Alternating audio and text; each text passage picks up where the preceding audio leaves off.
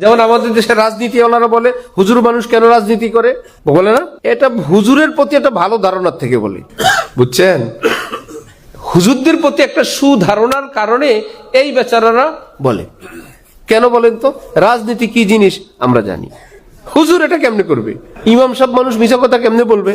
হ্যাঁ, ইমাম সাহেব মানুষ সন্ত্রাসী কেমনে লালন পালন করবে? ইমাম সাহেব মানুষ এ চান্দা কেমনে খাবে? ইমাম সাহেব মানুষ চাঁদাবাজ কেমনে পালবে?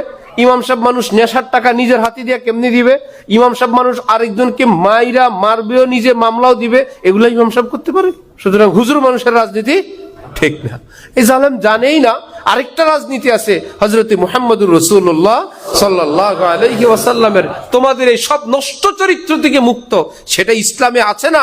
যার উপর ভিত্তি করে পুরা ইসলাম, তিনি ছিলেন সেই রাজনীতির প্রধান রাজনীতিবিদ। সেটা ইসলামে আছে না? রাজনীতি নাই, এটাও ঠিক আছে। যেটা সমাজে প্রচলিত নষ্ট, এটা ইসলামে নাই।